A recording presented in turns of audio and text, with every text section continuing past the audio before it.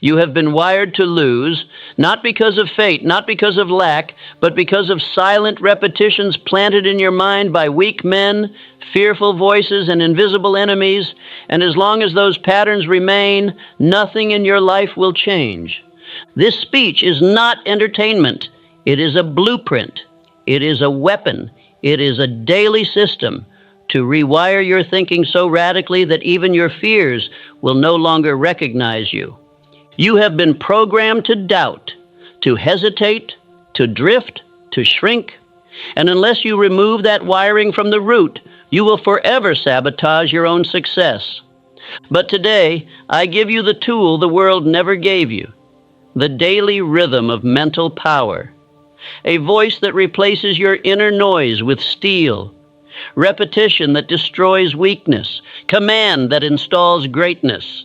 Let this play in your background every day, and you will become new, not by force, not by hope, but by spiritual law, because your mind cannot resist what it hears daily, feels deeply, and obeys repeatedly. This is that voice. These are those commands. This is your hour. So let us begin. Every man is being programmed, either by his own definite purpose or by the idle winds of the world. His thoughts are not isolated accidents. They are commands repeated. They are seeds that build empires or tombs. If he does not select and repeat the right thought, the wrong one will take root. That is not opinion. It is law. Repetition builds reality. What the heart feels often, the hand soon builds. Faith creates fact. It is not the loudest voice that governs a man. It is the most consistent. Thought is the seed. Habit is the cement. Action is the structure. You cannot escape this. You can only choose what materials you're using. Cosmic habit force, the silent law of all permanence, binds whatever you repeat. If you repeat complaint, it becomes habit. If you repeat faith, it becomes character. If you repeat fear, it becomes fate. Your mind is fertile soil. It will grow whatever seed is given. And it does not judge the seed. It only obeys it. Most men never rewire themselves. They are not defeated by strength. They are conquered by subtlety. The whispers of news, gossip, ridicule, idle voices, and casual conversations slowly lay bricks in the mind. They listen without guarding, and what is heard without resistance becomes installed. You must now do what few will ever do. Take possession of your mind, not part-time, not on Sundays, but daily, hourly, even silently while others sleep. If you do not rewire yourself with purpose, the world will wire you with fear. And the world has no interest in your greatness. I speak now of autosuggestion, the principle by which the subconscious mind is impressed through repetition and belief. This is not a toy. It is not for hobbyists. It is the most powerful tool ever given to man. By it, the mind can be rebuilt, rewired, and redirected. Every time you repeat a thought with emotion, your subconscious accepts it as instruction, not as poetry, not as theory, as blueprint. The more you repeat it, the deeper the groove. The deeper the groove, the stronger the current. Soon it becomes instinct. Soon it becomes you. This is why the background noise of your life matters more than your peak decisions. Because what is repeated in the background becomes law in your being. It becomes a permanent builder of your belief. Consider the life of Thomas Edison. He was not a man of shallow thinking. He programmed his mind nightly with questions. He trained it to think while he slept. He expected answers not from hope, but from the infinite intelligence that obeys definiteness and repetition. When others said, "It cannot be done," Edison repeated a different phrase. "It will be done." And what he repeated, he created. He wired his mind not to fear failure, but to treat failure as information. And that mental blueprint built the modern world. You must now begin to do what Edison did. Train your mind through daily ritual. Speak only what aligns with your definite chief aim. Write it. Say it. Let it live in your environment. Let it echo when your room is silent. Say with me now, I now speak only what aligns with my definite chief aim. I permit no thought that weakens my resolve. My life is shaped by what I repeat, not what I wish. These are not quotes. They are weapons. They are laws. And when used daily, they are reprogramming commands for the subconscious mind. Every word you hear in the background is either programming you for strength or for stagnation. Every voice you entertain, every doubt you allow, every lyric you hum, it all enters the mind as suggestion. And the mind obeys all suggestion when repeated with emotion. So understand this: repetition is not neutral. Repetition is power. It is installation. It is spiritual engraving. And if you do not control the input, you will never control the output. Let me say this again. Repetition in the background is not noise. It is nutrition. Just as a man becomes weak by eating poison, a mind becomes anxious by absorbing fear. Just as a man becomes strong by feeding his body, a mind becomes clear by feeding it command. And so I give you your daily work. First, write your definite aim. Second, speak it aloud in the morning. Third, let it play in the background while you work. Fourth, repeat it silently when you walk. Fifth, affirm it before you sleep. Sixth, let no idle thought go unchecked. Do this not once, not twice, but daily, until the repetition becomes identity, until the man who once doubted becomes the man who now commands, until the wiring of weakness is replaced by the current of power. You may wonder, will this really work? And I answer, it already is. Your current beliefs, habits, posture, and confidence are not accidents. They are the result of past repetition. You are already wired. Now you must rewire. And this message, if repeated daily, becomes the new rhythm of your transformation. You do not need new motivation. You need new momentum. And that begins with repetition. You are not required to change overnight, but you are required to repeat the change every day. Let it sink into the grooves. Let it override the old scripts. Let it become so familiar that your fears no longer feel at home. And so I leave you with this. If you do not rewire yourself, the world will gladly wire you for weakness. But if you take command, if you install power, if you repeat the right thought with faith and definiteness, you shall become the man others cannot ignore. You shall become the architect of yourself, and nothing in your life shall remain the same. You are not your habits. You are not your past. You are not your failures. You are the repetition of thoughts and actions, done often enough to be mistaken for identity. The man you believe yourself to be is not permanent. He is merely practiced. And what is practiced can be replaced by new practice. Identity is not set in stone. It is formed in rhythm. A man becomes who he is through thought, emotion, and repetition. Every belief you carry was once an idea you entertained long enough to call your own, and the moment you stop repeating it, it begins to fade.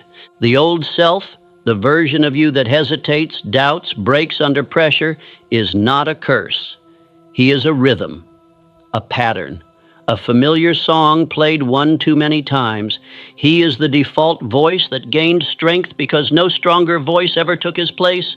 You do not need to heal the old self. You do not need to understand him. You need to replace him.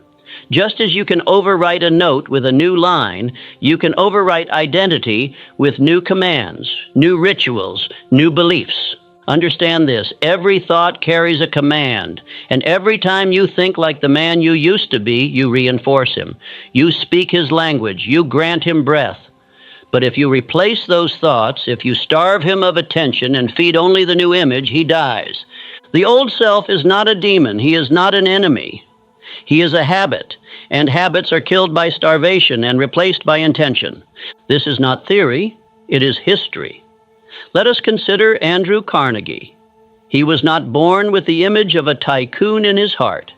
He was born poor, born among laborers, born into the language of wages and survival, but he refused to rehearse it. He imagined fortune, he imagined service, he imagined power with purpose, and he repeated that image daily. He walked with it, he talked to himself with it. He rewrote his thoughts and declared a new vision, and slowly the wage mentality died. The old man was buried. The new one took the throne. This law applies to you. You have carried the old self, not because he is strong, but because he is familiar. And what is familiar is not always wise. It is merely well-fed. Now you must begin to disassemble him. You must cut the cords of repetition that tie you to doubt. You must interrupt the rhythm. You must stop playing his tune. You disassemble a weak identity not with force, but by refusing to speak his phrases, by refusing to sit with his posture, by refusing to think his thoughts, and by repeating daily the opposite. Begin now with this. I no longer borrow identity. I construct it. Each repetition of strength replaces a former weakness. These are not empty words. These are chisels. They are instruments of mental architecture. They are the hammers that strike against the shell of the old you and make way for the form of the new one. Understand that visualization is not dreaming. It is design. And what is designed repeatedly in the mind becomes law in the subconscious.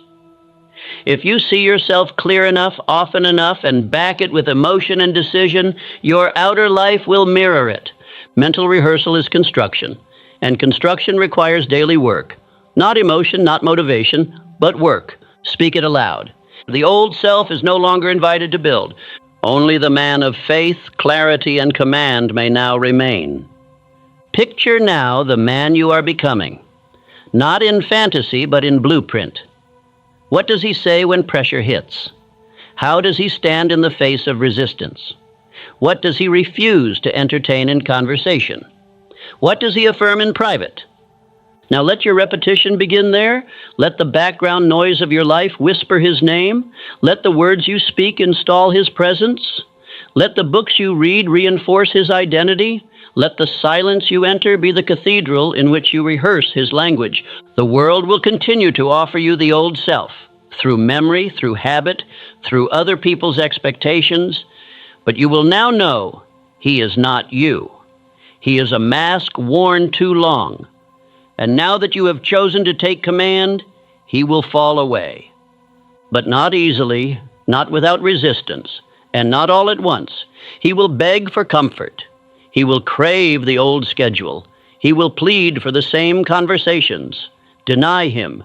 Say, I have a new master now, and that master is purpose. I do not serve comfort. I serve the man I have chosen to become. Let every repetition be a funeral for the old self. Let every new command be a beam in the structure of the new identity. Let your walk, your word, your will speak only of your future. Tonight, when you lay your head down, let your final thoughts not be memories of who you were, but repetitions of who you are becoming. Speak affirmations. Listen to messages of power. Let your subconscious rest not in confusion, but in construction. And remember, repetition is the instrument. Faith is the force. Vision is the form. What you repeat with certainty becomes your life. What you starve dies. What you feed lives. And what you declare daily shall become your permanent name. So I say now, with complete conviction, begin tonight. Replace the echo of weakness with the voice of power. Repeat the words of strength until they become your second nature. And when the old self tries to return, do not argue. Do not explain. Do not entertain. Simply repeat the new law.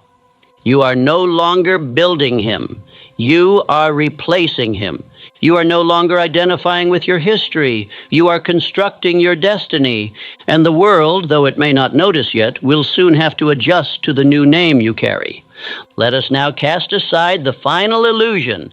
It is not knowledge that rewires a man. It is not talent. It is not experience. It is not chance. It is belief, applied belief. And belief is not a whisper of hope. It is a repeated command. Thought repeated with emotion becomes belief, and belief, when expressed in action, becomes fact. There is a formula I must give you, a law not invented by man, but discovered through every successful life I ever studied. And that law is this: Thought plus repetition plus faith equals reality. Understand it, remember it, apply it. For it is not mere philosophy. It is the mechanical key to personal transformation. Thought is the blueprint. It is the first vision, the inner picture. But a blueprint alone builds nothing. It must be repeated. And not casually, repeated with conviction, repeated with clarity, repeated with rhythm, and repeated with faith.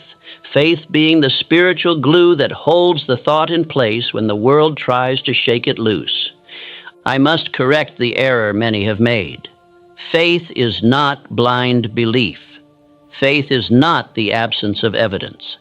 Faith is belief repeated so consistently that it becomes evidence. The world bends not to the man who wishes. It bends to the man who persists in his belief. Consider the man Henry Ford.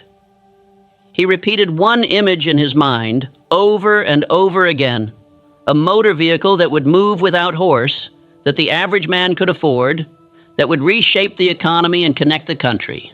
When his own engineers told him it could not be done, he said, "Produce it anyway." When failure came, he said, "Repeat it again." He did not wait for proof. He provided it through repetition of thought backed by immovable faith. And the world, as always, yielded to the man who believed longest. Your current outer life, whether strong or fractured, is not the result of chance.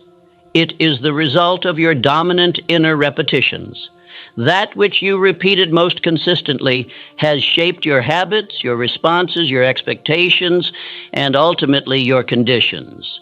Do not look at your surroundings as mystery. Look at them as reflection. You are standing in the harvest of your own thoughts, and if you do not like what you see, you must not complain. You must replant. You must rewire. Say this now, not casually, but with conviction. I think with faith. I repeat with purpose.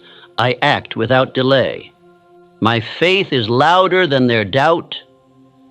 Do you feel the power in these lines? Do not say them once and expect a miracle. Say them daily, hourly, silently, and aloud. Let your subconscious hear them more often than it hears fear. Let your body act them out until they become your new rhythm. Let me speak now of autosuggestion. It is the bridge between spirit and result, between thought and achievement, between desire and destiny. It is not an invention of the mind. It is the mind's natural law, working whether you direct it or not. Autosuggestion is how the subconscious mind is given its instructions, and the subconscious mind does not filter, question, or hesitate. It accepts what is repeated with emotion. It accepts sarcasm, it accepts fear, it accepts power, it accepts whatever is repeated most. This is why the man who jokes about failure ends up walking in it. This is why the man who repeats, "I can't," soon proves it true. This is why the man who says, "I will," backed by desire and repetition, becomes a force that circumstances cannot deny. Now I must speak clearly. You must reprogram yourself through deliberate repetition. Let me give you what to say. I repeat purpose until it drowns all doubt. I repeat discipline until I forget disobedience. I repeat strength until fear forgets my name. Say these not as affirmations, but as law. Say them when you are tired. Say them when you are calm. Say them until they become the very echo of your breath. Let us again remember that thought repeated with conviction becomes reality. Just as water wears away the rock through steady dripping, so does your repetition shape the steel beams of your belief. The man who masters repetition masters identity. I must now warn you, if you repeat fear, you will install it. If you repeat excuses, you will obey them. If you repeat hesitation, you will live in delay. Repetition does not care what you say. It only asks, is this said often enough?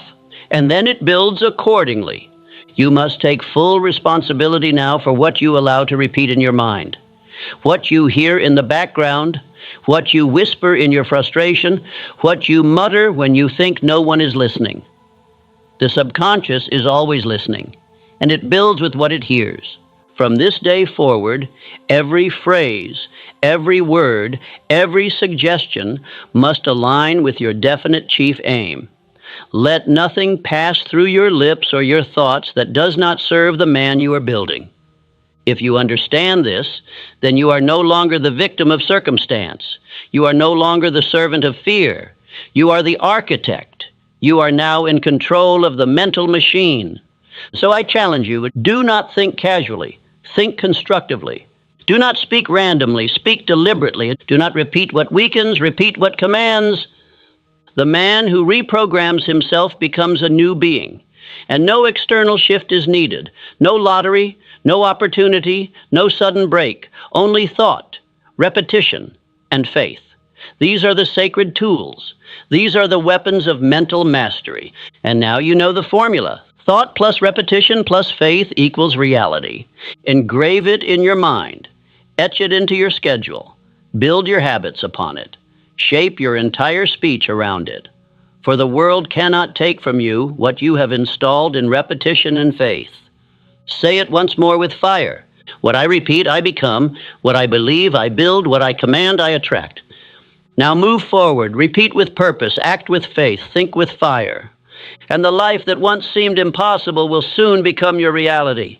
If you do not instruct your mind, the world will, and the world will lie. It will plant fear in you. It will give you confusion instead of clarity, doubt instead of desire, delay instead of decision. And it will do this not with force, but with suggestion. The undisciplined mind obeys suggestion, even from the smallest, weakest source. Your mind was not given to you to wander. It was given to you to command. But command requires speech. You must speak to your mind like a master speaks to a loyal servant. You must become its general. You must declare orders, repeat commands, and reward obedience. Do not speak from impulse. Speak from instruction. Every idle word you say is a blueprint laid in the subconscious. Every repeated phrase becomes a prophecy. Every emotional complaint becomes a command received. And the subconscious will not debate it. It will not ask whether you mean it. It will only say, yes, sir, I will build it. This is the reason most men fail. They speak weakness as joke, and their subconscious accepts it as law. I tell you, speak only what builds. Think only what strengthens. Repeat only what aligns. This is not soft philosophy. It is spiritual law.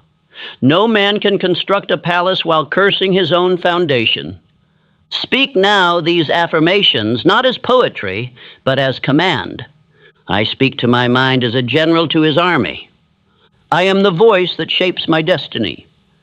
I permit no phrase that contradicts my aim. Say these with the voice of command, not question. Say them in the morning. Say them before challenge. Say them when doubt whispers. Say them when alone. Say them until the tone becomes you. Consider the example of Abraham Lincoln. He led not just a nation, but a fractured one. He did not wait for the storm to pass. He stood in the storm and declared the direction. He did not speak from emotion. He spoke from conviction. He trained his mind to speak from destiny, not drama, from vision, not reaction. And his internal speech held together what the external world tried to tear apart. That is the power of a man whose voice aligns with principle. You must do the same. When the pressure rises, speak not what you feel, but what you have chosen to believe. Speak from structure. Speak from strength. Do not repeat your fears. Repeat your framework. Repeat this now. My speech obeys my purpose. My words build the man I have decided to be. I say nothing I do not wish to build into my life. This is not exaggeration. This is accurate thinking. The mind hears your words and believes them. Even whispered thoughts, even muttered phrases. They all enter the subconscious factory and begin construction. Do you see why you must discipline your language? Every word you speak to yourself becomes a nail, a beam, a brick in the construction of your mental house. And what is built mentally will soon exist physically, through attitude, action, and result. When you whisper success into your thoughts at night, you are not fantasizing. You are laying concrete. You are setting walls. You are forming the chamber in which all future confidence shall reside. When you speak your identity aloud, even in solitude, your subconscious records it. It does not sleep. It does not rest. It builds in silence as long as the commands are given. Say this again. No life rises higher than the tone of its internal speech. This is the truth I have found in every great man. Carnegie, Edison, Ford, Schwab. None of them spoke as cowards. None of them joked about failure. None of them allowed their minds to be polluted with lazy phrases or idle conversation. They trained their tongues like soldiers. They rehearsed faith in solitude. They spoke power when others were silent. And they lived lives that could not be shaken, because their internal voice was already louder than the world's noise. This is your task now, to master your own tone, to elevate the vibration of your language until every sentence you speak is an instruction to succeed, until every whisper you release carries weight. Let me ask you, what would your life look like if every word you had ever spoken had become true? Would you be richer, stronger, more precise? Or would you be buried under the weight of your own careless phrases? It is not too late to correct the course, but the correction must begin now. From this moment forward, your mind is no longer a playground. It is a construction site. Every word a tool, every sentence a structure, every repeated phrase a permanent installation. Let your words reflect your desire, not your fear. Let your sentences mirror your decision, not your hesitation. Let your speech build what you want, not describe what you hate. Say now with authority, I do not describe defeat, I declare direction. I do not analyze failure, I install faith. I do not speak what I fear, I speak what I plan. Do you understand? You must speak to your mind like a master, or your mind will be trained by your weakness. You must choose your phrasing like a craftsman selects his materials, for the structure of your mind will be only as strong as the words it is built upon. This is the work of mental rewiring. This is the act of daily speech. You must remove the idol from your lips. You must silence the phrases of the old self. You must commit to this discipline not for one day, but for a lifetime. And if you master the words you speak to yourself, then the world will no longer matter. The news, the critics, the opinions, they will not shake a man whose own voice is louder than the noise around him. So now we continue, in silence, in strength, in repetition. For you are no longer allowed to speak weakness. You are no longer permitted to say what does not build you. You are now the voice of the man you are becoming. And your word shall shape the world you will not only enter, but command. Silence is not emptiness. Solitude is not absence. They are the workshops of the soul, the place where all great minds are forged, where a man sits alone and from the stillness constructs himself anew. Noise is the enemy of deep rewiring. And in this age, men flee from silence because they are terrified of meeting themselves without distraction. But the man who is willing to enter silence deliberately, daily, will find a forge hotter than any flame, a place where weakness cannot hide and where every thought must either be discarded or reinforced. This is where identity is shaped, not in crowds, not in applause, but in sacred seclusion. Rewiring begins not with a cheer, but with a whisper, not in noise, but in stillness. You cannot program yourself if the world is shouting at you. You cannot become the man of decision if you are echoing the noise of 10,000 undisciplined voices. Charles M. Schwab, who commanded empires of steel, did not build his poise in boardrooms. He built it in thought. In the quiet morning hours when others were still asleep, he wrote his intentions, he rehearsed his manner, he practiced the tone of command. Then he brought it into the day. That is the way of the master. You must do the same. Each morning, withdraw, even for a few minutes. Enter silence with a purpose. Write your definite chief aim. Speak your affirmations. Visualize the day ahead as already obeying your commands. Let the silence surround you like walls of focus. And in the evening, when the world is asleep again, return. Speak to your subconscious. Whisper commands. Feed it faith. Let the mind drift, not in fear, but in instruction. Let your final thoughts be blueprints, not confusion. Repeat with me now. I walk with purpose in silence. My solitude multiplies my strength. I retreat to advance, I withdraw to conquer. These are not slogans. They are laws. They are the spiritual codes of every great builder of wealth and power. Men who cannot sit alone cannot lead. They cannot think. They cannot decide. They cannot command. They only echo. But you are not an echo. You are an origin, and you must treat yourself as such. Withdraw daily to the throne room of your mind. Let no one enter. Let no distraction leak through. And in that space, rehearse your new identity. Say, I am not here to remember. I am here to install. I do not replay the past. I build the future. I speak only what belongs in my next level of life. Let this be clear. You cannot change in public what you have not first rewritten in private. You cannot speak with power in the crowd if you have not first spoken with fire in solitude. The public self is a reflection of the private voice. And solitude is not loneliness. It is not depression.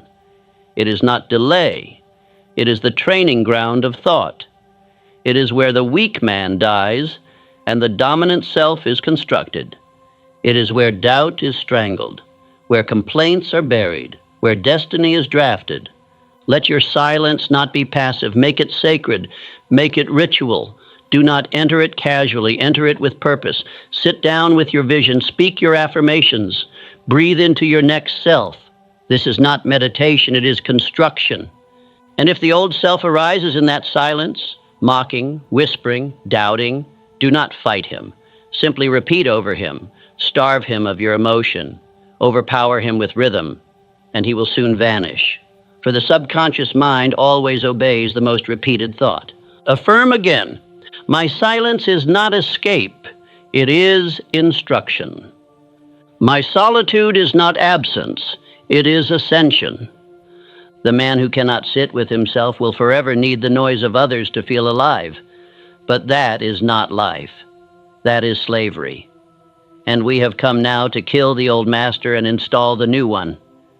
This is the wisdom they never gave you, not because it was hidden, but because it was too simple, too quiet, too internal. And most men are addicted to volume. But you now understand. The loudest change comes from the quietest command. Let the world rage. Let the market shift. Let opinions fly. You, silent, still, rehearsed, shall not be moved, because your foundation was poured in the stillness of the inner chamber. And the world cannot shake what it did not build. So go now, withdraw, not to flee, but to form, not to isolate, but to install, not to delay, but to design. Your solitude is the sanctuary of your subconscious. Your silence is the chamber where your new identity is forged. Enter it daily, and never leave without direction. The moment you begin to rewire yourself, you will feel resistance. That resistance is not a warning. It is not a mistake. It is the signal that transformation has begun. The subconscious mind, long ruled by old commands, does not yield its throne easily, but it will yield to repetition, to decision, to will. Understand this now and forever. Resistance is proof of progress. It is the voice of the old self crying for survival. It is not danger, it is discomfort. And you must learn to sit with discomfort until it burns away the false and reveals the permanent. When a builder tears down an old structure to erect something greater, there is dust, there is noise, there is disruption. But it is not destruction, it is preparation. So it is with your mind. The tearing of old belief patterns will feel unsettling, but it is the necessary clearing for a higher structure. Say this aloud now. I do not seek ease, I seek alignment. Resistance means growth is underway. Repeat it until it becomes your answer to doubt, your sword against delay. For most men turn back at the first sign of friction. They misinterpret internal discomfort as failure, when it is in truth the labor pains of rebirth. The old self, long undisturbed, will attempt to return. He will speak softly. Why bother? He will whisper your past. He will mock your repetition. He will invite you back to comfort. But comfort is the grave of greatness. Hear me now. Ignore him, starve him, drown him in the new rhythm. Your repetition of strength must become so loud that the old self cannot be heard. Let us remember Thomas Edison. He was told thousands of times that his experiments were failures. He was told the results proved his vision false, but he understood resistance. He expected it. He welcomed it. And when it came, he did not stop. He repeated. He repeated his purpose. He repeated his effort. He repeated belief when evidence failed him. And the result? He rewired a world. You must do the same. The voice of resistance will come. So prepare your answer now. I am not returning. I am not negotiating with the old self. I'm not quitting while construction is in progress. This is your law now. If it feels unfamiliar, it is not wrong. It is new, and new must be rehearsed until it becomes natural. Every phrase you repeat is another stone in the new foundation. Do not stop. And if discomfort arises, smile. It is the sign you are no longer where you were. It is the crack in the former identity. It is the signal that your new self is taking shape. Affirm it again. I outlast doubt. I bury the old self with every command I speak. Let us be precise. Rewiring does not happen by motivation. It happens by decision. And then it is sealed by persistence. Daily, hourly, silently. Even when you do not feel it, you must continue, especially then. Why? Because that is when the final parts of the old identity crumble.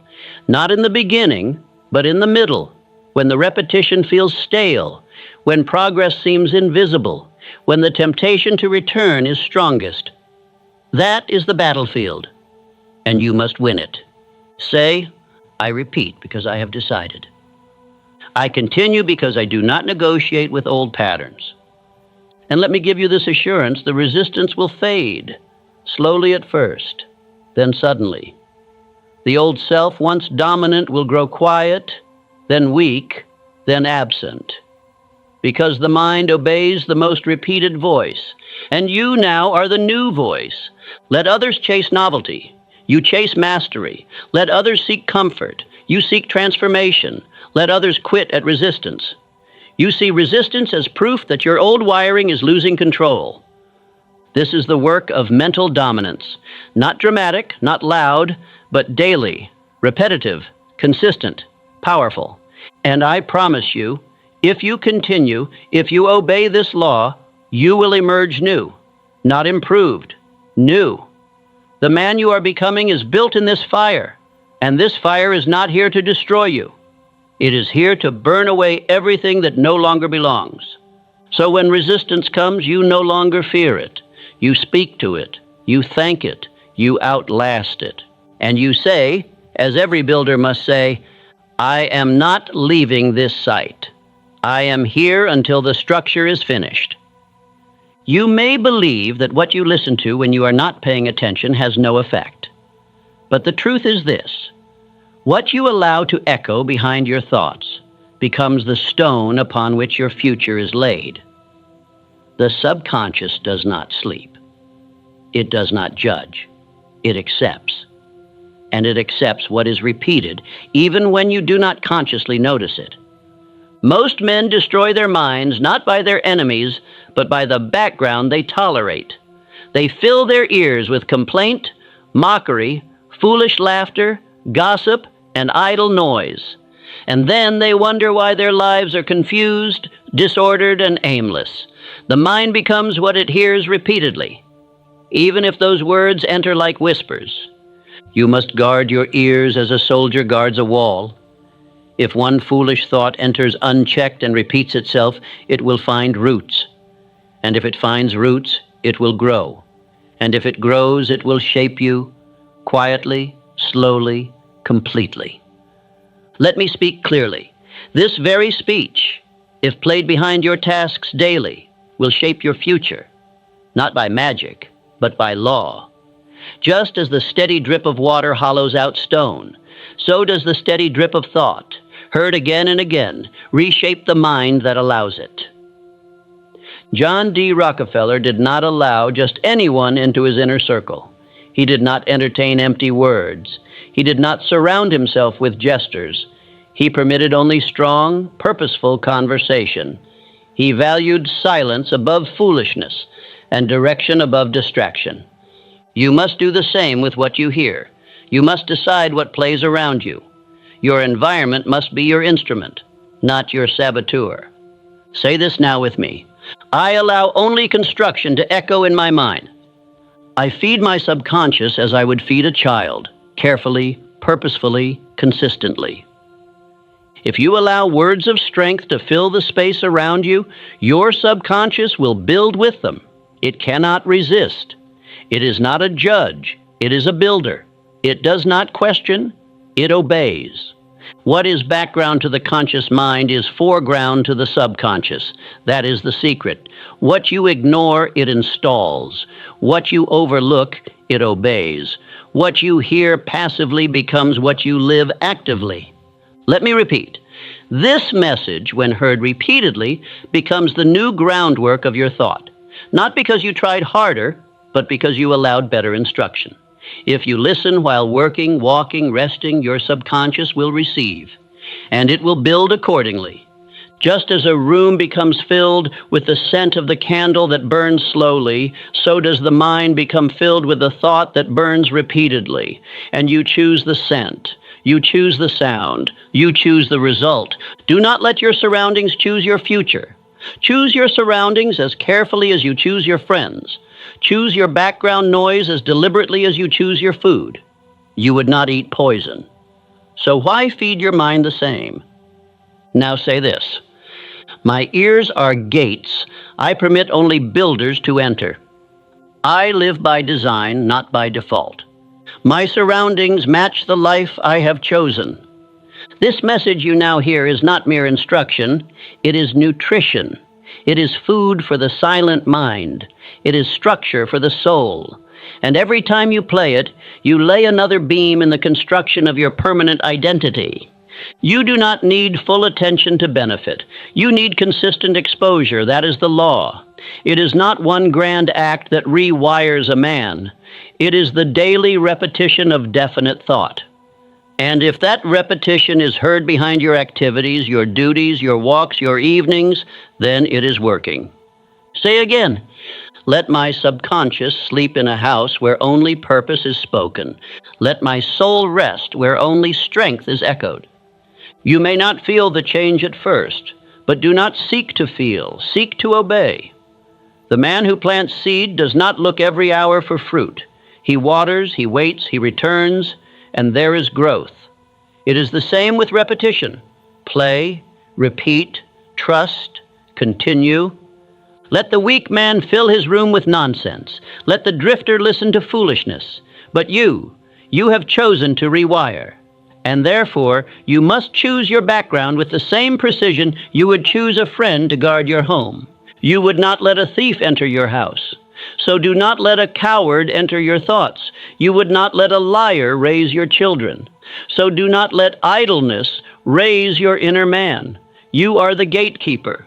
You are the designer. You are the builder. And if you build daily with these words, even in the background, you will rise. Quietly, surely, powerfully. You will begin to speak differently. You will act with more certainty. You will think with more direction. Because the walls around you echo only one truth. You were made to build. Say once more, I am fed by power. I am formed by repetition. I am forged in the background of strength. Let the world talk. Let the noise rage. You, silent, steady, rehearsed, will build while others drift, because your background is not wasted. It is working. And when the years pass and the changes become permanent and the strength becomes your nature, you will know it began when you decided to control what your mind hears when no one is watching. You are not what you wish. You are not what you dream. You are not what you say once in a moment of inspiration. You are what you repeat. You are the man your mind hears the most. You are the result of the rhythm you allow to govern your thinking. Most men wish to be strong, yet repeat weakness. They desire riches, yet rehearse lack. They pray for freedom, yet speak like servants. And they wonder why their lives remain as they were. But the answer is not hidden. The answer is repetition. The man you repeat shall become permanent. This is not speculation, it is law. The law of cosmic habit force. The law that binds thought to identity and identity to condition. It is the same law that binds the tree to its pattern and the river to its course. Once a rhythm is established, it is obeyed until it is broken and a new rhythm is installed. This law is neither cruel nor kind. It is impartial. It obeys the seed given. If you repeat fear, it gives you a fearful identity. If you repeat command, it gives you a commanding presence. The only question is this: which man are you rehearsing? Say now, I am the man I choose to repeat. I do not wish, I do not wonder, I repeat. And what I repeat, I become. Do not be deceived. The old self is not permanent unless you make him so. He exists only through repeated memory, through indulged weakness, through unguarded language. He lives because you continue to speak his name, but you can stop speaking, you can starve him, you can outshout him with new thought, new speech, new rhythm. You can become another man, not with effort alone, but with rehearsal. Let us return to the formula. Desire plus repetition plus identity plus faith equals rewired destiny. This is the unchanging equation of self-transformation. Each part must be present. Desire alone will not do it. Repetition without belief will fail. Faith without structure will drift. But together, in unity, they become law. Repeat these affirmations daily. I am the man who acts. I repeat what builds me, nothing else. I am new because I have chosen new thought, new words, and new rhythm. Speak them in the morning, speak them at night. Let them become your new breath. Let them become so familiar that any other thought feels foreign. Let your subconscious hear no other voice but the one you have decided to become, the men you admire. Ford, Carnegie, Edison, Lincoln, they were not born into mastery. They rehearsed it. They spoke it. They lived it before the world saw it. They repeated their identity when no one else believed. And that repetition became history. You must do the same. Your future is not written, it is rehearsed. It is not waiting for a moment, it is waiting for repetition. You are the director, the writer, the actor, and the performance you practice becomes the man you live. Let others forget this law. Let them drift and doubt. Let them mock repetition while they repeat their fears. You, quiet, consistent, commanding, will repeat your greatness until the world must acknowledge it. Let us be honest now. This will feel dull at times. The work will not always excite. But excitement is not the goal. Transformation is. And transformation comes not through bursts, but through beats. Steady, deliberate, repeated beats. Especially when it feels boring. Continue. That is the moment you are no longer being entertained. You are being engraved. You are no longer watching change. You are becoming change. And that is where the permanent man is born. Say it again with power. I repeat because I have chosen. I speak because I am building. I persist because I am done with the old life. This message you now hear is not a one-time event. It is a pattern to adopt, a rhythm to repeat, a new sound to replace the noise of mediocrity. Let it play behind your days. Let it echo behind your duties. Let it guide your tongue, shape your mood, and fortify your decisions. And in time, sooner than you imagine, you will wake one morning and realize the old voice is gone. The old hesitation is no longer welcome. The man you once were is no longer in residence, and the man you repeated has become permanent. Let the world do as it pleases. Let others return to what they know. You now know the secret. The mind obeys rhythm. Identity is built by choice, sealed by faith, and made permanent by repetition. And so I leave you with your charge. Repeat daily. Repeat nightly. Repeat in silence. Repeat in resistance. Repeat without apology. Repeat until your new self is the only self that remains. This is how a man rewires. This is how a life is rebuilt. This is how greatness becomes your nature. You have now heard what most men will never hear. Now become what most men will never become. The permanent man, the deliberate man, the repeated man, the man who commands, the man who persists, the man who no longer drifts, the man who rewired himself and never returned. You speak too soon. You tell your dreams before they are built. You share your goals before they have taken root. And that, more than failure, more than rejection, more than bad luck, is why your success keeps slipping through your fingers. Let me ask you something. Why do you speak of things not yet born? Why do you announce plans you've not yet obeyed? Why do you share your deepest vision with those who have never built a thing? This speech will give you the answers you've been missing. It will show you why the more you talk, the weaker you become. It will show you why early announcements destroy your drive. It will show you why true builders, true kings, true leaders move in silence until the work is done. And if you do not listen, here is what will happen. You will keep leaking your energy into empty conversations. You will invite the opinions of small minds into your sacred vision. You will seek applause instead of execution, and your greatness will die in delay. But if you obey this speech, if you hold your purpose like sacred fire and stop spilling it into the street, everything will change.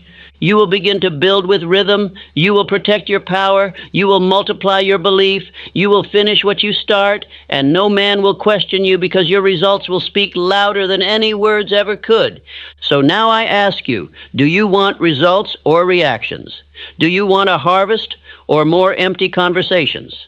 Then stop telling the world what you're going to do. Sit down, stay silent, and let this speech plant the law within you. You speak too soon. You spill the seed before the soil is even ready, and every time you do, you weaken it. The world has taught you to declare your plans before you've built the man required to fulfill them. But I tell you now, the most powerful men in history did not shout what they would do. They moved in silence, they walked in law, they obeyed structure. Speech is sacred. It plants instruction in the subconscious.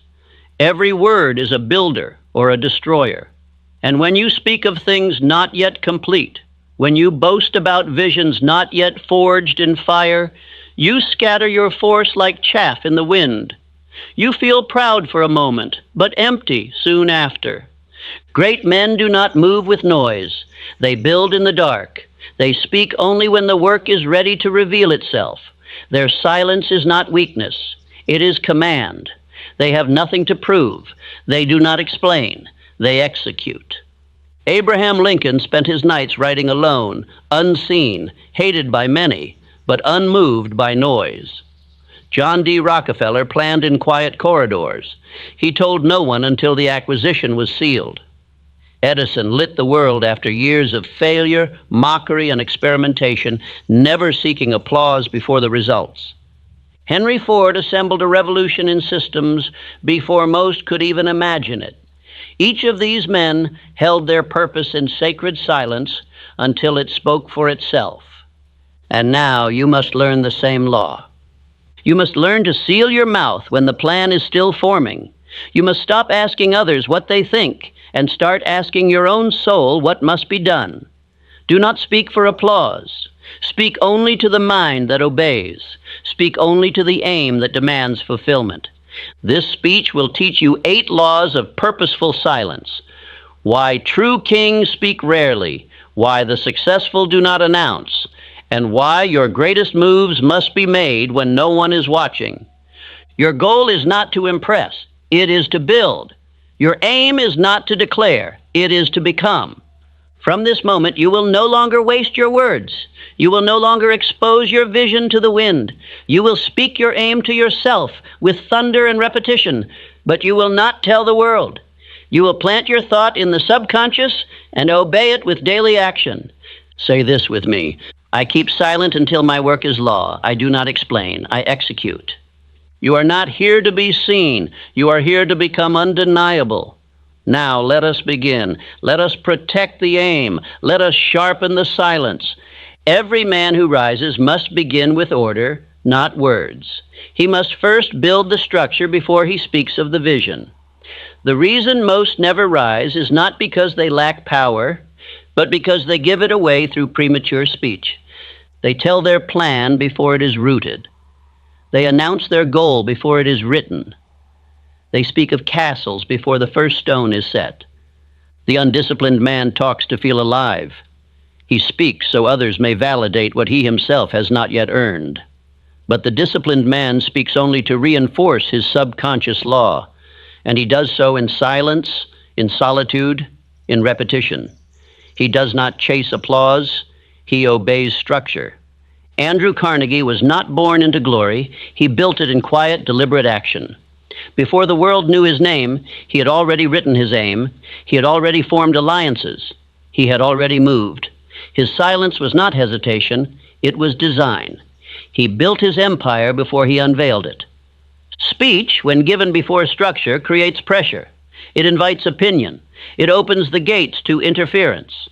The moment you say what you will do without having built the frame to support it, you shift the power from command to performance.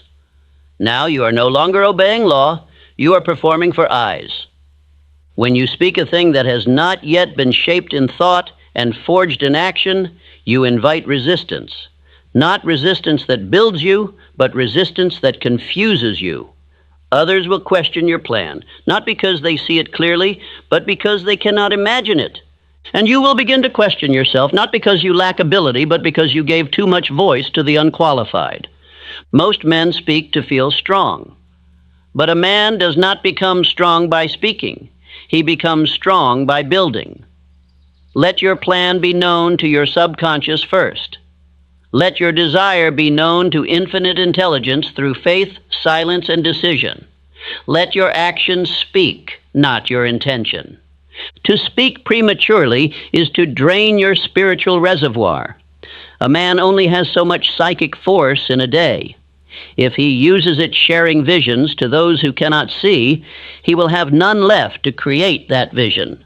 Instruction: keep your definite chief aim sacred. Write it clearly. Speak it aloud, only in solitude. Say it with belief. Speak it to your own mind, your only loyal servant. Speak it to the infinite, not to the crowd. When you speak your aim before it is anchored, you give others permission to weigh in. And the average mind is a thief of destiny. You will hear the words, "Be realistic." That's too much. Who do you think you are? And if you are not rooted in law, you will listen. You will bend. You will shrink. You will delay. But the man who guards his speech guards his vision. And the man who guards his vision builds in power. Carnegie once said, "A man who cannot keep his mouth closed cannot keep his fortune." That was not cynicism, it was strategy. The richest men of history spoke only when the harvest was already seen. They did not explain the seed. They did not describe the soil. They revealed the fruit. So now you must understand. Do not give life to that which is not ready. Do not hand over your seed to the public before it has taken root in the depths of your subconscious. Keep your mouth closed until the work demands to be seen. Let your word be law, but only in private. Let your aim be sacred, spoken only to the mind that obeys. Let your power be protected until your foundation is unshakable. Say this aloud. I hold my aim in silence. I declare it only to myself until it is reality. This is not weakness. This is power. This is not fear. This is faith. You have been taught to speak your dreams aloud, to shout them, to broadcast them, to declare them to the world. But that teaching is not law. It is not rooted in understanding of the subconscious mind. For the subconscious does not obey the public voice. It does not respond to applause. It obeys only the inner command, the repetition spoken in solitude, charged with emotion, sealed with belief. Most men do not understand this. They think if they talk about their plans, they are more likely to do them. But I have seen the opposite. The more a man talks, the less he builds. The more he announces, the less he finishes. The man who speaks without structure is a slave to mood, and the subconscious mind is not moved by mood, it is moved by authority. When you share your dream with others before it is formed, you are not strengthening it, you are weakening it. The words you speak to impress others are not the same as the words you speak to impress your subconscious. One builds pressure, the other builds power, and the difference lies in intention. Thomas Edison failed thousands of times before the electric light was born. But did he run to the newspapers to describe his plans? Did he shout to his neighbors about what he would create? Number, he repeated it within. He wrote, he visualized, he affirmed again and again. His subconscious obeyed him, not the crowd. Your subconscious is listening, always. It is waiting for orders, and it does not care what you say to others. It only responds to what you say with emotion, with repetition, with decision, and in privacy. This is the holy chamber of creation, not the stage, but the silence. And here is the danger. When you speak your vision to others and they doubt it, your subconscious begins to accept their belief instead of yours. Each doubt you receive is like a weed planted in your soil. And if you are not careful, those weeds will choke your harvest before it ever grows. You must understand this. Your dream is a seed, and the subconscious is fertile ground. But not all ground is equal. The public ground is filled with wind, with insects, with tramplers. The private ground, the inner speech, is guarded, silent, sacred. And that is where the real planting must happen. You are not obligated to explain your vision to anyone. You are not required to announce your aim. You are not commanded to tell your goals. You are only required to train your mind, to feed your subconscious, to speak with decision and emotion to the self that listens in silence. Command, from this day forward, speak your chief aim aloud, alone. Stand before your mirror each morning and night and declare your vision with emotion. Say it as if it is already real. Feel it. Believe it. This is how you instruct the subconscious to move in your favor. You must stop speaking your aim to the world. The world has not earned the right to hear it. Until it is done, until the structure is formed, your vision belongs to you alone. The man who learns this becomes unstoppable, for he is no longer feeding his pride. He is feeding his power. He is no longer seeking attention. He is building attention. He is no longer draining his energy through words. He is channeling it through thought. Say this aloud. I speak my vision only to my inner world. I train my mind, not their opinion. This is the voice of power. This is the voice that commands riches. This is the voice that speaks to infinite intelligence, not to man. Now continue building in silence. When you are ready, we shall move to, you must come to terms with this truth. Most men will never understand what you're building because most men have never built anything worth keeping.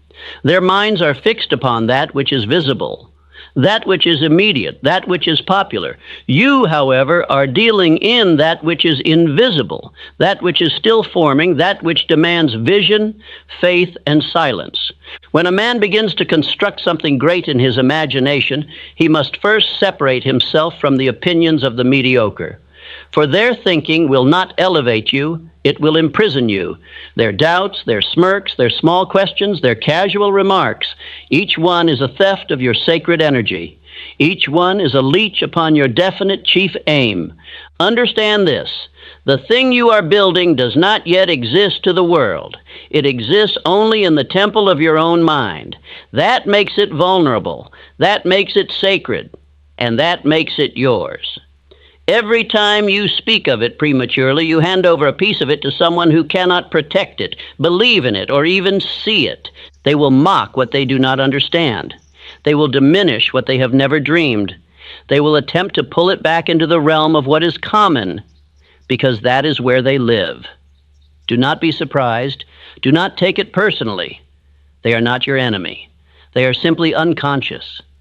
But unconsciousness is contagious and must be avoided like poison. When I first sat in the presence of Andrew Carnegie, I did not boast of what I planned to write. I listened, I received, I obeyed, and I built the plan in silence. It would be 25 years before that vision would reach the public. 25 years of building the foundation in secret. Had I spoken too soon, had I shared with those who were not ready to receive it, I would have been laughed into retreat. Most men believe only after the evidence appears, but the builder must believe before there is any sign, before there is any result, before the first stone is laid. The builder sees the end from the beginning. He speaks not of it, but walks in it day and night. That is why he must be silent, not because he fears the world, but because he respects the process. When the great Thomas Edison was laughed at for his hundreds of failed attempts, he did not explain himself to every critic. He continued his experiments in silence, under the law of persistence. He understood the divine truth. The world does not reward talk. It rewards results. And results come from silent effort, not noisy promises. Henry Ford did not announce his automobile in the marketplace of public opinion. He built it in solitude. He made decisions that were ridiculed by the so-called experts of the day. But he trusted his imagination more than he trusted their facts. And now the name of Ford is known in every land, while the names of his critics have vanished into dust. Ask yourself this: do you want the satisfaction of being seen building it, or the reward of actually finishing it? Do you want applause now, or ownership later? You cannot have both. You must choose. Either you will harvest premature attention, or you will reap permanent success. One is shallow and soon forgotten. The other is eternal. The greatest mistake you can make in the early stages of your plan is to seek understanding from those who do not walk by vision. They will inject you with their doubts. They will load your mind with their worries.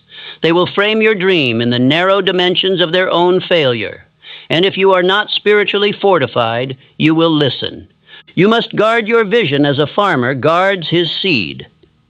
It must be planted deep in the soil of your belief, watered daily with thought, faith, and action, and protected from the scavengers of public opinion.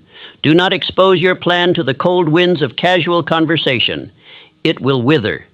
It will die. And no one will mourn it but you. Say nothing. Do everything. Build in silence. Finish in power. Let your success be your explanation. Let your results be your reply. Let your legacy speak on your behalf.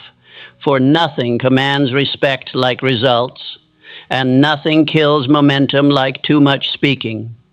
You do not owe the world your explanation. You owe yourself your transformation. You owe your vision the respect of silence, and you owe your future the dignity of completion. This is not arrogance. This is obedience to spiritual law, the law that says energy grows where attention flows, and attention, like energy, must be conserved. Write this down. I do not need to explain what I'm doing. I only need to keep doing it. Say it again. I do not need to explain what I'm doing. I only need to keep doing it. Say it again. I do not need to explain what I'm doing. I only need to keep doing it. Repeat this until it burns itself into the back of your mind, until you feel the armor of self-command wrap around your spirit. You must not open the door to those who knock with curiosity but offer no belief. You must not reveal the blueprints to those who bring no tools. You must not seek the approval of those who have not built anything of value in their own lives. To do so is to water weeds while your own garden starves. The greatest minds in history, Lincoln, Edison, Carnegie, Rockefeller, each had a period of silence before their ascent, a period when no one believed, No one supported, no one saw. That is the price of greatness. That is the cost of originality. That is the fire in which all true builders are forged, and you too must pass through it. You must become deaf to doubt, blind to distraction, and indifferent to applause. You must become possessed by purpose, married to discipline, and addicted to execution. You must act as if the world cannot stop you, and because it cannot. But you must not speak as if you are owed anything, because you are not. You are owed nothing but the right to pursue, the right to labor, the right to build. And even these rights demand a price: silence, solitude, and self-mastery. If you pay the price, you shall gain the prize. But speak too soon, and you shall lose both, the prize and the peace. Let your silence become your weapon. Let your silence become your shelter. Let your silence become your prayer. For in the silence you will hear what the noise of men cannot offer, the voice of your own destiny, speaking softly but clearly. Build it. Keep going. Do not stop. And tell no one until it is done.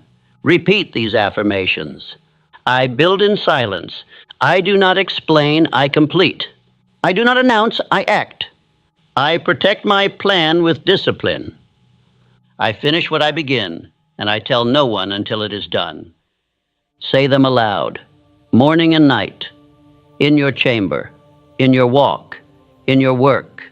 Speak them until your subconscious accepts them. For once your subconscious accepts them, your results will follow.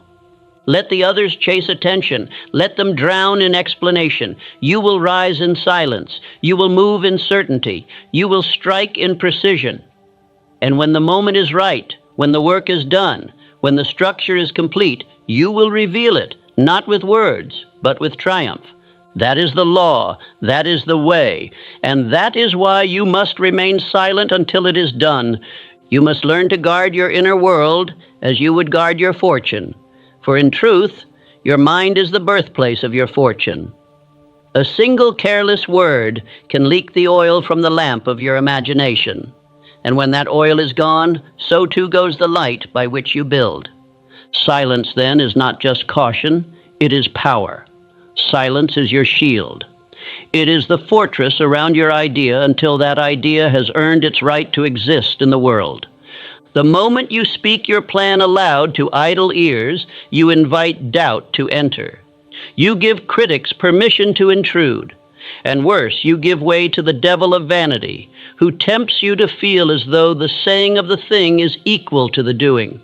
It is not. The world never rewards the dreamer who merely talks. It rewards the doer who works in silence and reveals his fruits only when the harvest is complete. Men of great achievement have always been men of great secrecy.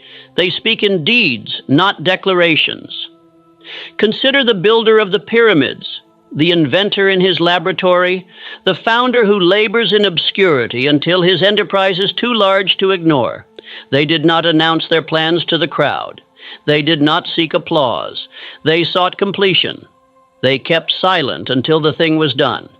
Now, if you speak too soon, your mind begins to substitute attention for accomplishment.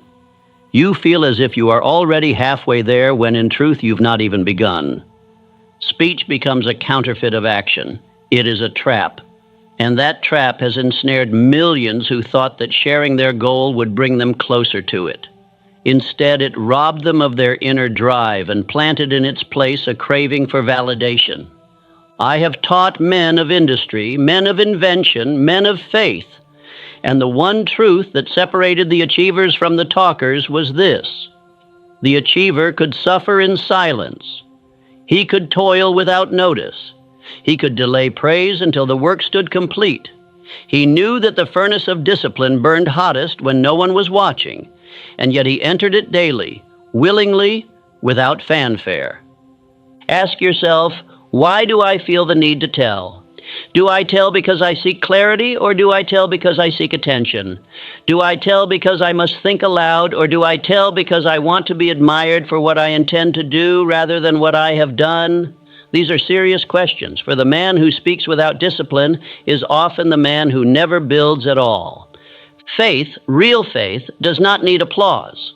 Real faith does not look for witnesses. It is sufficient unto itself.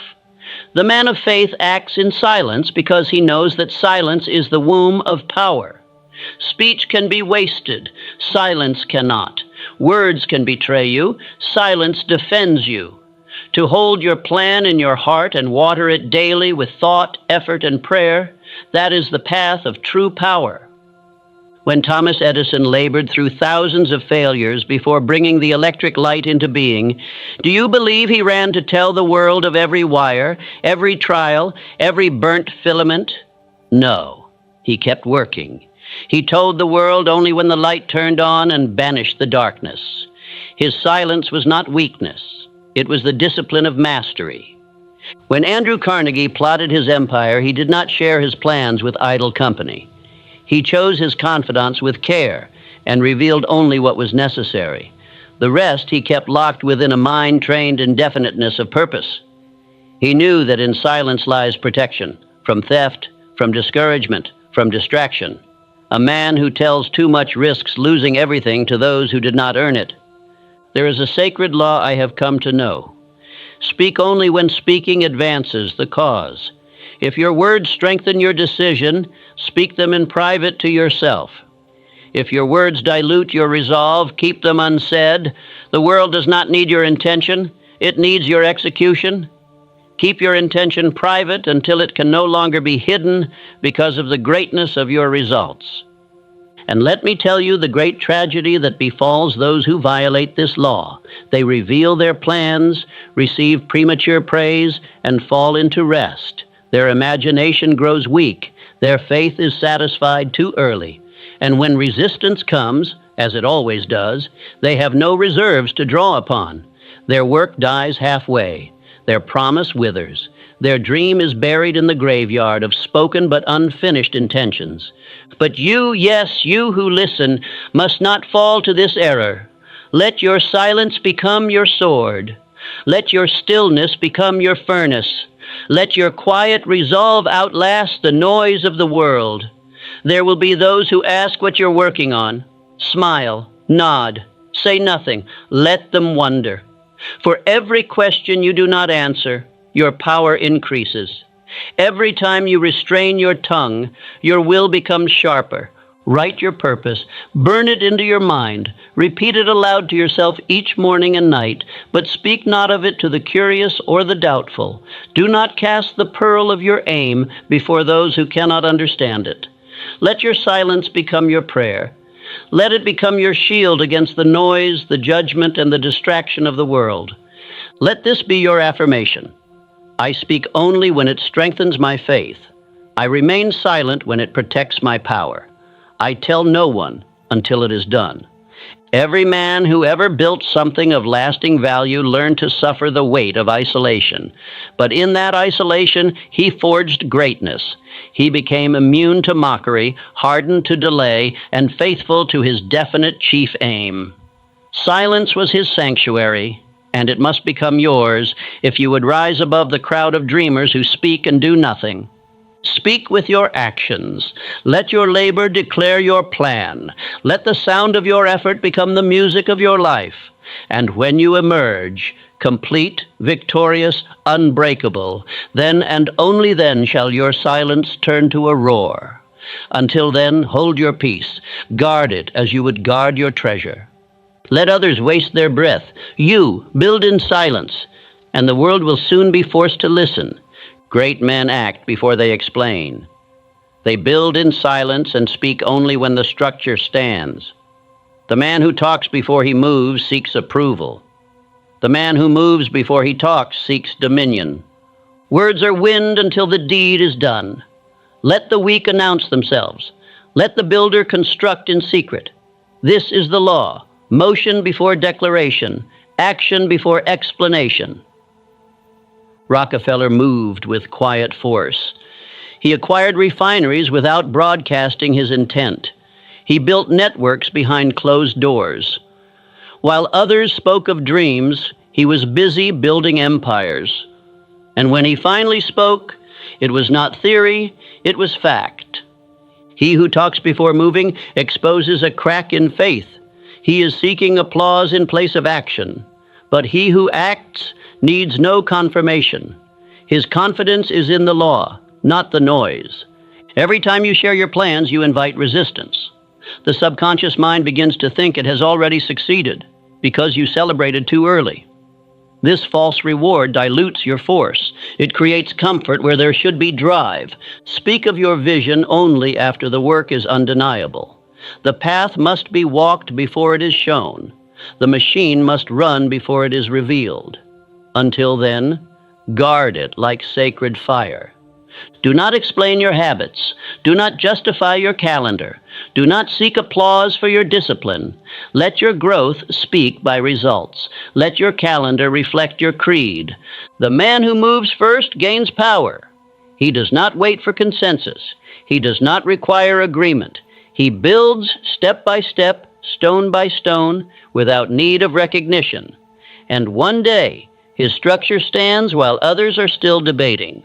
Move in the direction of your aim every day. Do not speak it into the wind. Speak it only to your mind, your will, your spirit. Let the outer world observe once it is done. Edison did not go to the world announcing the electric light.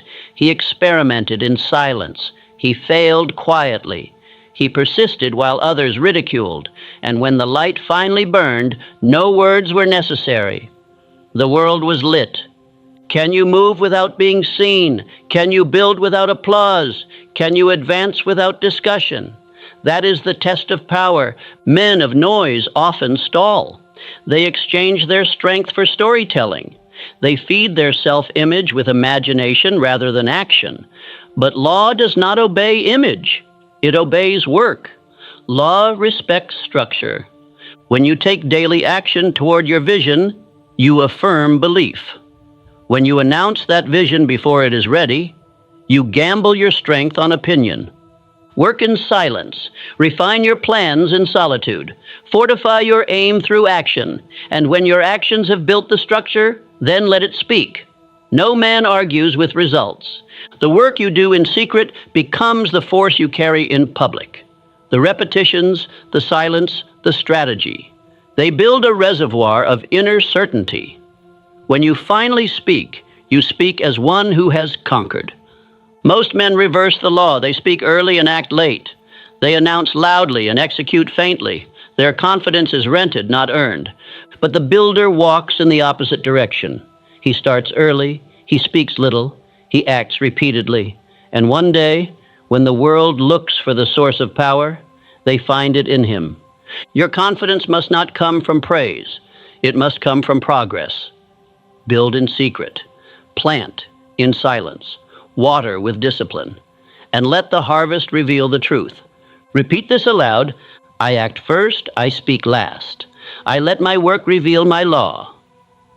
Let this become your creed. Let this become your rhythm.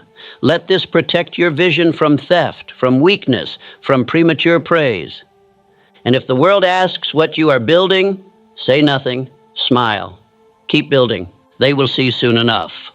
Failure begins not in action, but in idle speech. The man who speaks without completion betrays his vision before it has strength. He weakens his own foundation with the noise of opinion, the weight of doubt, the trap of approval. Every time you voice your aim to those who do not understand it, you risk surrendering it. Their confusion becomes your conflict. Their doubt becomes your distraction. You absorb their uncertainty until it becomes your own. Men are too quick to seek counsel, but not all counsel is wise.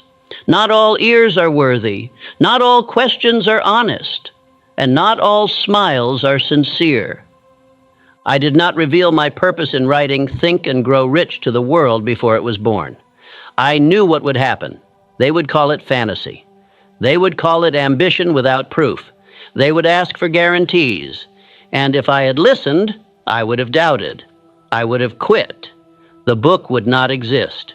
You must understand, some men are not malicious, but they are fearful, and their fear is contagious. Their worry is dressed as logic. Their doubt is spoken in the language of care, but it poisons just the same. The man who repeats his aim only to his mastermind, he is wise. He understands the sacredness of purpose. He does not expose it to the winds of common talk. Speak your goal to those who are building their own. They will strengthen you. But keep it from the idle, the uncommitted, the drifting, for they will drag your vision into the mud of uncertainty. Remember this. Many great failures began with a simple conversation, a word shared with the wrong ear, a doubt accepted from the wrong mouth. The enemy is not always outside. Often it is the echo of what you allowed others to say to you. What is spoken cannot be unspoken. What is heard cannot be unheard. So protect your mind, shield it, guard it like a fortress. Every word you allow in becomes part of the soil from which your thoughts grow. Say this aloud. I protect my purpose with silence. I do not share with those who do not build. Rockefeller built empires quietly. He chose his counsel with surgical precision. He knew that even one voice of uncertainty could slow his momentum. You must become like this, ruthless in your protection of the seed. Ask yourself, who have you told your aim to? Did they build it, or did they challenge it? Did they water it, or did they cast shadow over it? You must never feel guilt for keeping your purpose sacred. You must not explain yourself to the unqualified. Your vision is not a topic for debate. It is a decree. Words are like tools. Misused, they destroy. Well placed, they build. Do not tell a man your dream who has never built one of his own. He will not understand. He will give you advice shaped by limitation. He will speak from his fear and label it wisdom. You need only a few voices. Voices of discipline, voices of structure, voices of law. And if you do not yet have such voices, then speak only to the infinite. Speak to yourself. Speak to your subconscious until the dream is real enough to need no defense. Let silence become your armor. Let your results be your statement. Let your progress be the proof. Remember, most men are not aiming at anything. So when they hear your aim, they feel exposed. And they will attack not out of evil, but out of discomfort. Do not be angry at this. Be aware, be wise, be disciplined, and walk forward. Repeat again, I protect my purpose with silence. I do not share with those who do not build. This is law. Build your vision in private, sharpen it through repetition, strengthen it with daily motion, and speak only when the structure stands. Let the others talk, let them guess, let them doubt. Your aim is not to be known, it is to be built. And when it is built, it will answer every question, without a word. A man's power is not proven by how many words he speaks, but by how many acts he completes. You must learn this early. Every minute spent in explanation is 1 minute stolen from execution. Every conversation about what you plan to do is a delay in what you are meant to build. The world is not moved by talkers. It is moved by doers. The crowd speaks often, but achieves little. The builder speaks little, but accomplishes much. Why? Because he spends his energy in silence, shaping reality, while others waste theirs describing dreams. You must not fall into the trap of premature speech. The more you talk, the more pressure you place upon yourself. You begin to imagine the praise, the reward, the outcome, and you lose the tension necessary to finish. You have already tasted the fruit in imagination, and so you no longer hunger to harvest it. This is why silence is not weakness. It is structure. It holds your energy. It keeps your edge. It builds the pressure needed for power. I have seen men ruin their destiny through endless announcements. They become addicted to the applause of unfinished beginnings. They declare every goal, every ambition, every plan. And when the world does not react as they hope, they retreat in shame. They begin to doubt what was once clear. But the man who stays silent builds a rhythm. He acts while others talk. He lays bricks while others write speeches. And in time, while they are still describing what they want to do, he has done it. Charles M. Schwab was not known for excessive talking. He was known for output. He built structures, teams, enterprises, because his calendar was filled with decisions and delivery, not discussion. You must live this way. Schedule your execution, measure your movement, let others talk, let them speculate, let them ask what you are up to, and give them no answer but consistency. Say this aloud. I speak with my actions. I work while they talk. I rise while they wonder. There is something sacred about the man who holds his tongue and moves his feet. He carries a quiet storm. His silence is not ignorance. It is discipline. He does not explain himself because he knows what he is doing. He does not invite opinions because he has already decided. You must become this man. Do not fill your days with calls, conversations, and updates about the future. Fill your days with the law, with structured hours, repeated affirmations, completed tasks. Let your schedule speak. Let your results answer every question. The world respects silence when it leads to something real. Ask yourself now, how much time have you wasted talking about what you should do? How much energy have you drained sharing plans you never built? How many people know your vision?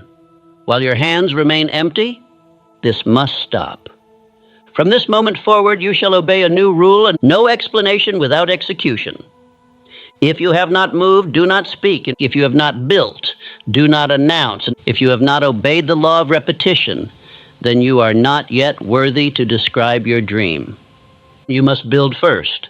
You must train yourself to enjoy the process more than the praise. The subconscious mind does not care about how many people you tell your plan to. It cares about what you do repeatedly in silence. That is what becomes identity. That is what shapes habit. That is what produces riches. The man who talks much and builds little does not deceive others. He deceives himself. But the man who builds without noise becomes inevitable.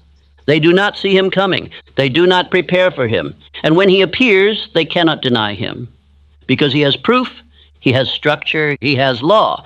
And so I tell you again, I speak with my actions. I work while they talk. I rise while they wonder.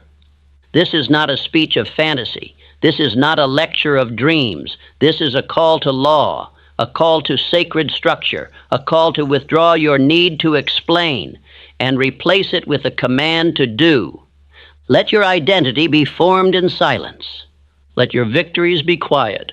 Let your presence grow like a seed in the soil until it breaks through and the world must notice, not because you asked them to, not because you explained yourself, but because you became the man you were meant to be without saying a word. When Thomas Edison lit the world, he did not gather a crowd and explain the years of silent labor. He did not host a meeting to justify his delay or declare his schedule to skeptics.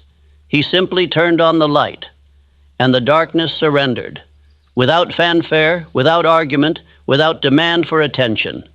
The result revealed the man. The product spoke louder than any theory.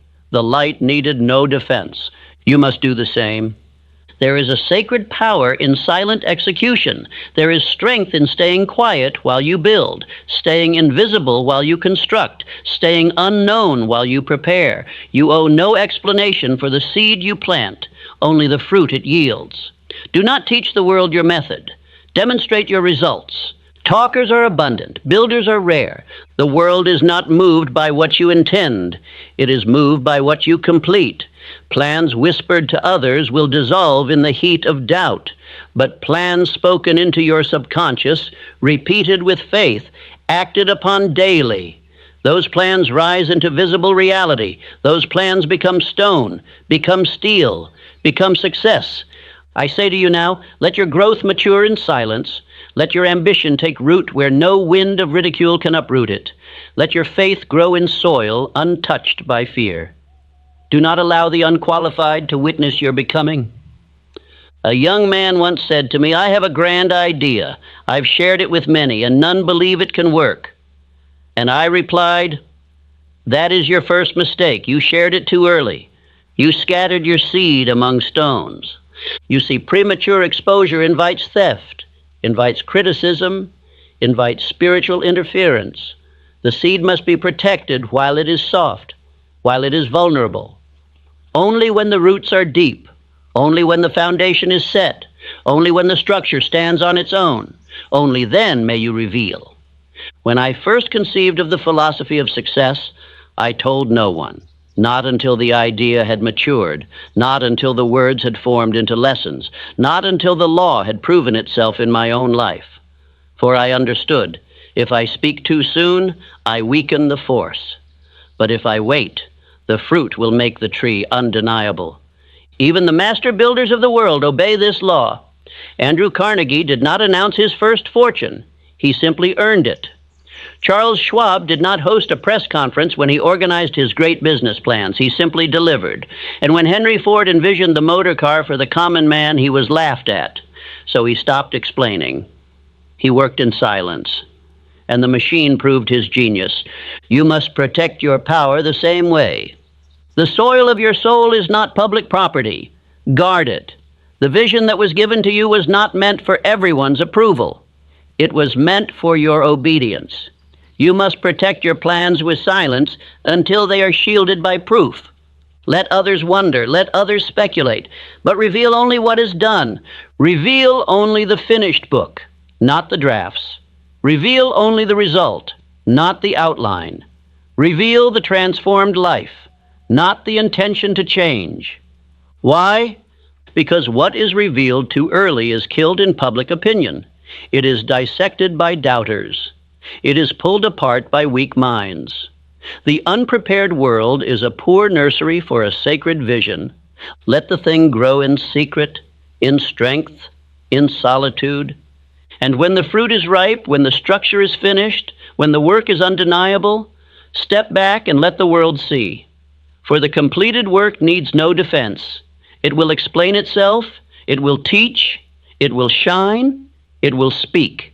This is what Edison knew. This is what Ford understood. This is what every man who has ever created something of true worth obeyed. The law of sacred silence until the result is ripe. And I tell you now, you must learn to be the keeper of your own temple. Speak only to infinite intelligence. Speak only to your written aim. Speak only to your daily action. Let the rest remain in silence. Let the world see your excellence only after it can no longer be denied. Keep your process a secret. Share only the harvest, for the harvest alone will silence your critics, reward your faith, and inspire your generation. Let these words become a part of your being. Affirmation. I reveal only what is complete. I respect my vision. I protect my power. Repeat it morning and night until your voice no longer seeks permission, until your silence grows louder than noise, until your work reveals the man you have become. Let the light you build speak. You now know the cost of early speech. You have seen how premature exposure bleeds strength. You have felt how silence, when harnessed, sharpens the mind, protects the aim, and multiplies results. You have understood that your greatest friend is discretion, your greatest weapon is decision, and your greatest shield is unshakable faith held within. This is not theory. This is power. You were not born to explain. You were born to build. You were not born to convince. You were born to conquer. Your imagination is not for entertainment. It is for creation. Your faith is not for applause. It is for achievement. Your speech is not for reaction. It is for instruction. And instruction must first be given to your own mind. From this day, let your conversation be with your own subconscious mind. Tell it what you demand of life. Repeat it until it believes. Let your mouth deliver commands to your spirit, not complaints to the world. Tell yourself, I am the master of my fate. I am the captain of my soul. Say it until it becomes bone, until it becomes will, until no outside voice can penetrate your internal law. Let your plans grow in privacy. Let your structure rise in silence. Let your habits speak, your actions shout, your results thunder. And never forget, the seed was not designed to boast. The tree does not need applause to grow. The fruit does not need a witness to ripen. All of nature obeys the law of silence. The sun does not declare its return. It simply rises. The lion does not announce its hunger. It simply hunts. The oak does not justify its strength. It simply stands. Do the same.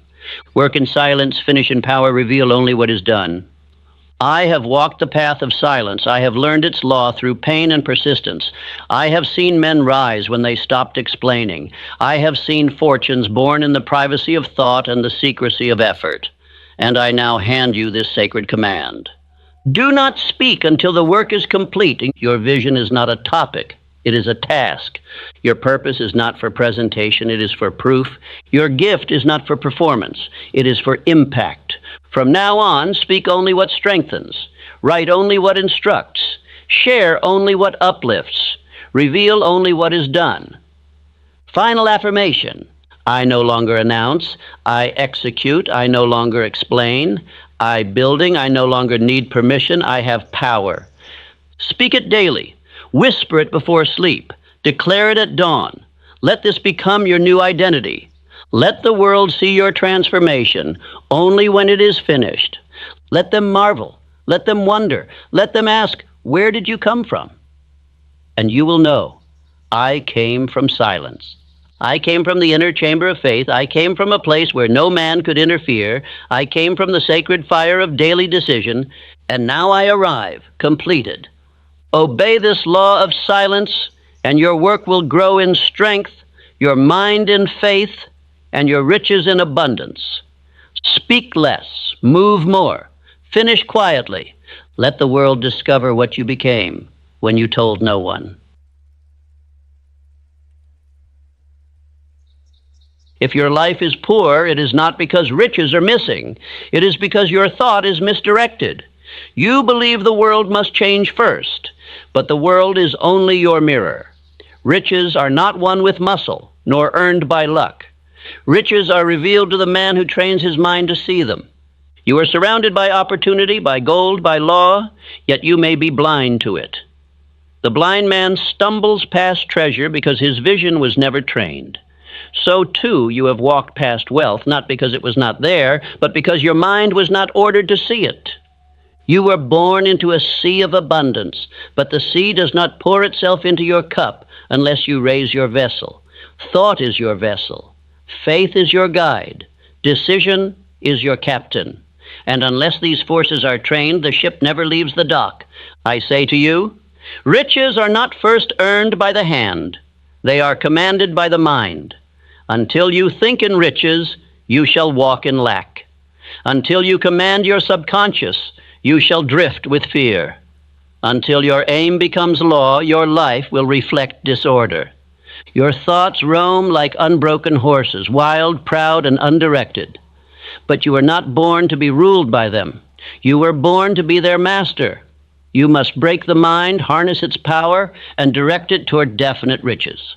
This is not fantasy. This is law. Do not ask, where is my wealth? Ask, where is my attention? For attention is the seed of riches. Controlled thought is the lever that moves the world. You are not missing opportunity. You are missing mental command. This speech will give you 8 iron laws, 8 mental disciplines to train your mind to think in riches, prosperity, power, and right service. Not once. Not when it feels good, but daily, faithfully, rhythmically. For what you repeat, you become. And what you become, you attract. Carnegie built with this law. Ford expanded with it. Edison created light through it. Rockefeller walked in silent wealth because he trained his mind to think in empires. They were not lucky. They were not chosen. They were obedient. They thought with law. They spoke with belief. They trained their subconscious mind to repeat only the picture of definite purpose. They moved in silence. They acted as if their future was already delivered, and so it came. And now it is your turn. You shall not think as you have thought. You shall no longer visit doubt, rehearse fear, speak confusion. You shall now learn to think in wealth, walk in belief, act with definiteness, and plant daily seeds of power. These laws are not for the casual. They are not for the drifter, the doubter, or the passive. They are for the builder, the doer, the silent man who has decided, I will think in riches until I become them. Do not treat this lightly, for the power you are about to access has built kingdoms. It has formed railroads, carved cities, and summoned fortunes from thin air. It is not external. It is within you. Let us now begin. Let us now train the mind, and let us plant only riches. Let us repeat only belief. Let us become the man that wealth obeys. Let us begin with the first law. Say it aloud. I train my mind to think only in riches. I speak only in wealth. I become what I command. The first law is this. The mind must be dominated by a definite chief aim. Not influenced, not inspired, dominated. For no man can command riches whose thoughts are scattered. No ship arrives at harbor without a destination. No life produces abundance unless it is directed by one ruling purpose, clearly defined and deeply felt. The majority of men never define their purpose. They drift. They rise each day and respond to the noise of others. Their thoughts are not their own. Their time is sold cheaply. Their actions are guided not by inner command, but by external demand. And so, they earn just enough to survive, but never enough to command. If you wish to build riches, the first step is not work, it is writing. You must sit with yourself. You must decide, what do I desire above all else? What is the single aim for which I will give my thought, my faith, my persistence, and my obedience? Until this is answered, all effort is wasted. All action is blind. It was Andrew Carnegie who gave me this command. He said, young man, sit down and write the purpose of your life. Until that is done, you are working against the laws of riches. I obeyed, and my life was never the same. From that moment on, I was no longer a wanderer. I was a commander. Write this now. My definite chief aim is the guiding law of my mind. I give my thoughts no option but to serve this purpose. Do not write it like a wish. Do not write it like a hope. Write it like a decree. Your mind is a government. Your definite chief aim is its constitution. Every thought must align with it. Every word must reinforce it. Every action must serve it, and anything that does not must be cast out. Until your aim is in ink, it is only air. Until it is spoken aloud, it is only imagination. And until it is burned into your subconscious by daily repetition, it is only a seed left on stone. Do not say you're too busy to write your aim. That is like saying the farmer is too busy to plant his seed. That is the excuse of the drifter, not the discipline of the builder. You have time. What you need is decision. Say this aloud. I give my mind no option but to obey my aim. I think in line with wealth. I reject all stray thought. A vague mind leads to a vague life. A man who thinks of riches, then of worry, then of pleasure, then of fear, has already decided to fail. The mind cannot serve two masters. Either it is governed by your chief aim, or it is governed by drift. Let me repeat the law. Until your definite chief aim becomes the master thought of your daily life, wealth cannot obey you. The riches you desire must be summoned by thought, backed by faith, reinforced by repetition, proven by action. Read your aim aloud every morning. Before the world speaks, let your voice be the first law your mind hears. Speak it with emotion. Stand tall. Breathe deep. Speak like a builder, not a beggar. Read it again every night. Fall asleep with your aim stamped on the screen of your imagination. If you feel foolish speaking it aloud, it is because the voice of doubt still rules your inner chamber. You must drown it out. You must speak until you believe, and believe until you no longer remember what it was like to doubt. When the subconscious mind hears the same command daily with emotion, it begins to accept it as reality. And when it accepts it, it begins to work day and night to bring it to pass.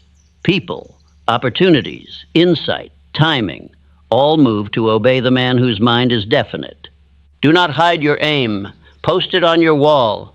Carry it in your pocket. Let it live in your voice and your eyes. Let your friends call you obsessed. Obsession is the price of greatness. Let the world mock. Let the world drift. You will obey law, and law will reward you. Repeat this now. My aim is written. My aim is spoken. My aim is felt. My aim is law. If your mind has not been dominated by one great purpose, it will be dominated by 1,000 small impulses. That is not wealth, that is slavery. You must choose. Will you command riches or react to circumstances?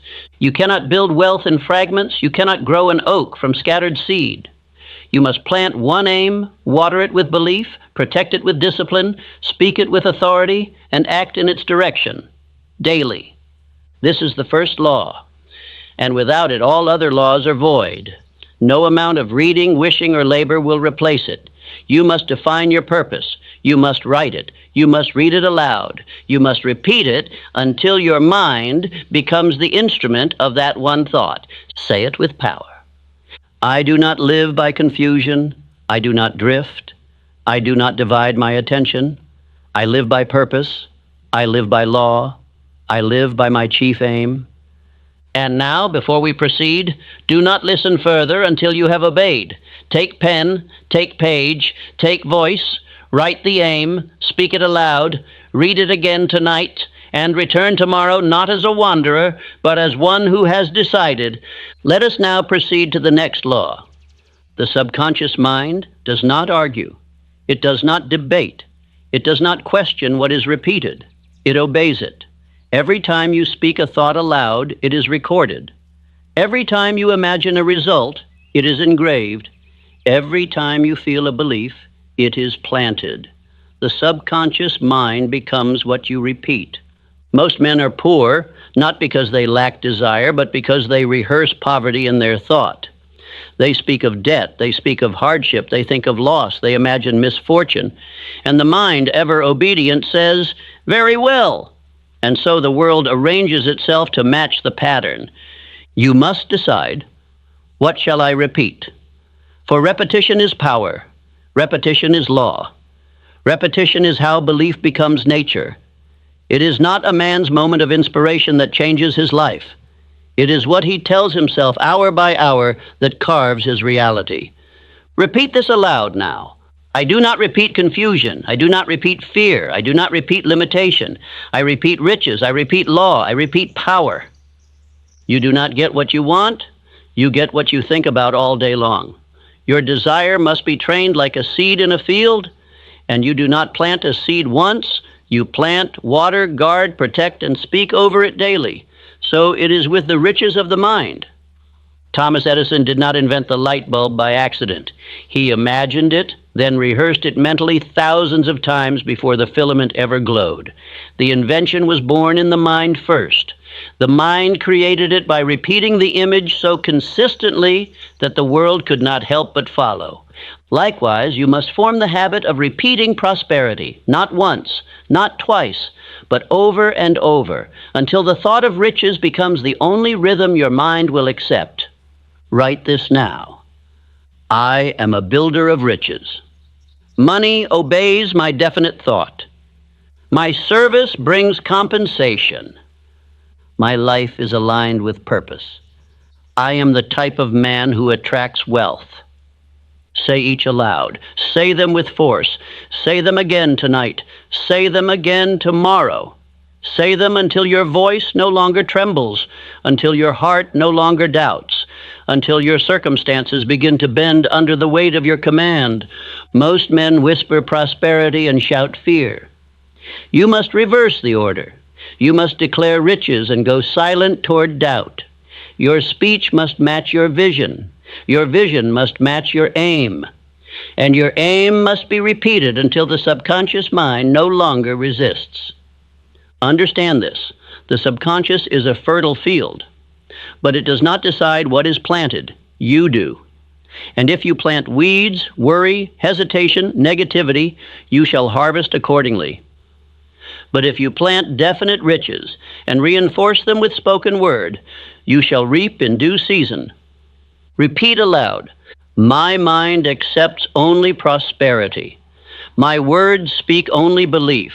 My vision sees only riches. This is not about